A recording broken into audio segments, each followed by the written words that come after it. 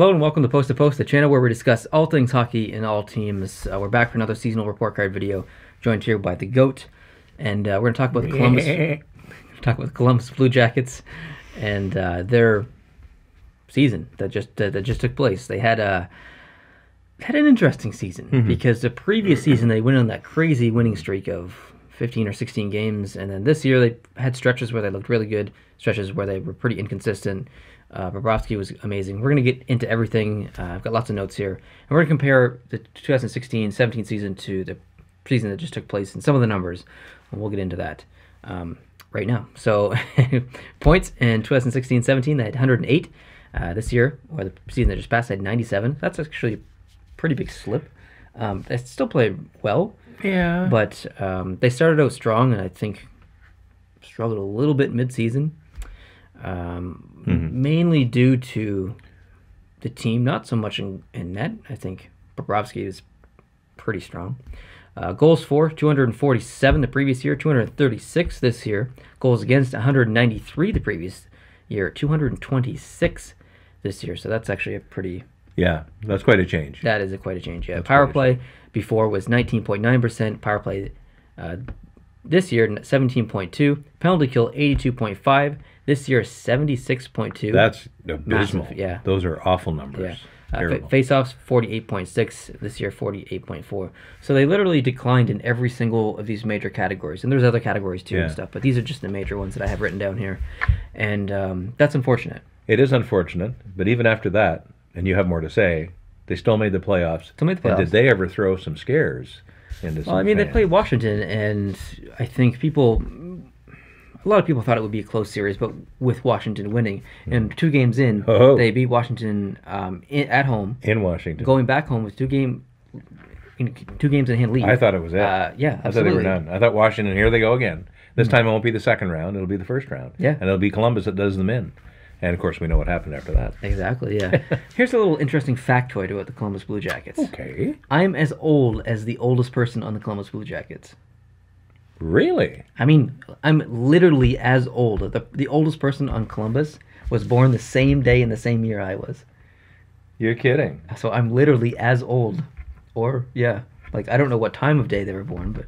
Oh, because I know what time of day you were born. Like 6 p.m. or something? 6 p.m. So I don't know. I might be older, I might be younger, I don't know. But yeah. Anyways, they're... Little baby goat, made up like that. Do you know who it is? Baby goat. No. I don't. Dubinsky. Oh, really? Brandon Dubinsky, yeah. Same day. What are your thoughts on John Tortorella? You know... It's kind of a love-hate. It is a love-hate. I think of it from a player's perspective. If I was a player, I don't know if I'd want to play for him. But if I was an owner, I think I'd love having him behind my bench. No, I think you're right, because he does get results. He's a very winningness. That's not a word. He's a winning coach. Wherever he coaches, he wins.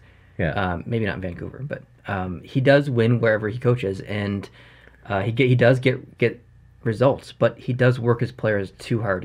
I think so. Yeah. He's too hard on them. There's the Gerard Gallant style of coaching where you're friends with your players, you get along, and there's camaraderie and stuff. And then there's the John Tortorella where you do what I tell you when I tell you, and if you don't do it, you're done.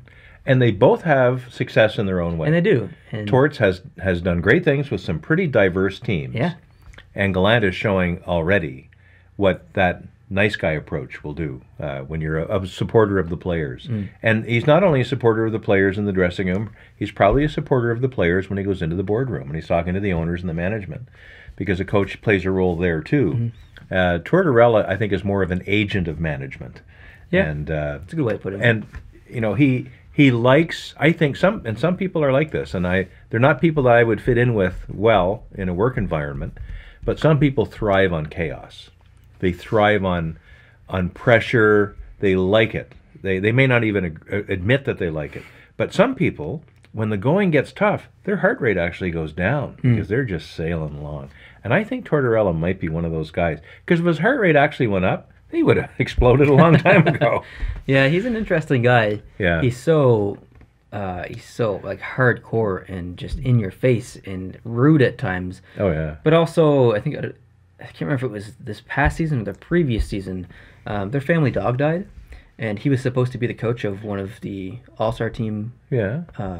Yeah, it wasn't last year; it was the previous year. He was supposed to coach with the All-Star team in the East, or one of the coaches. He actually declined, and he skipped the All-Star game to stay at home with his family and grieve their loss of their pet. So we got to see that side of John Tortorella that we maybe never thought existed.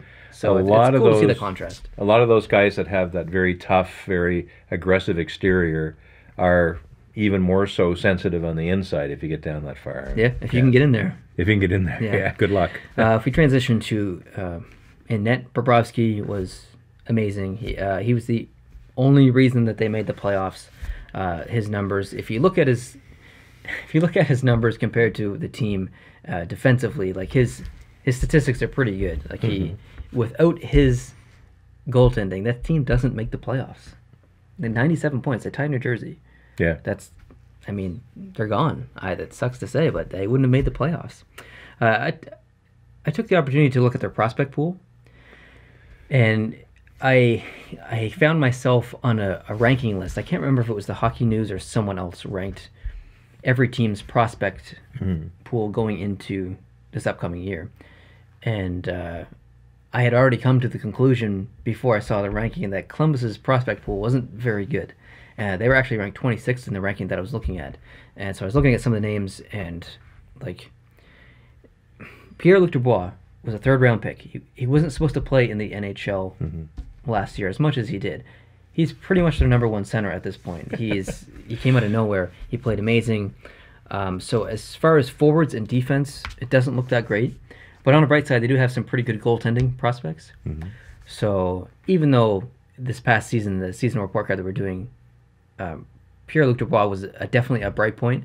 I'm a little worried about Columbus moving forward. They really have to work on their talent management and drafting. So I know that doesn't have to do with the seasonal report card view, but I wanted to make note of it. Anyway, that's all I have, actually. Cool. I honestly didn't pay a whole lot of attention to Columbus, notwithstanding the fact I was there for the first time in my life a couple of months ago. So you were in Columbus? I was. Drove all the way around it. Does that count as being in Columbus if you drove around it? I think so. I didn't go totally around it. It was on a Sunday morning, so we didn't have to go, didn't have to really avoid it too much. But. So on the cruise, you've sailed around Cuba. Do you count yourself as being in Cuba? Definitely not.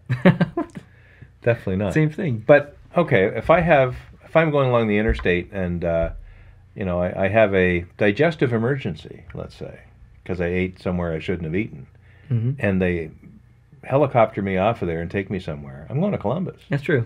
So I was definitely close enough. Like we drove through parts of where the interstate was 5-6 lanes wide in each direction. You could see the downtown buildings and all that. Okay, so you can see the buildings. Oh yeah. All right, I'll give it to you then. All right. Thanks for joining me for this video. Appreciate it. Hope you guys having a good day. We're gonna do Philadelphia next. We're gonna do Philadelphia next. So keep an eye out for that. Subscribe if you're new, or subscribe if you're subscribe if you're new. If you're not subscribed already, got it right the first time. Like this video if you liked it by the like button down below, and we'll see you in the next one. Adios.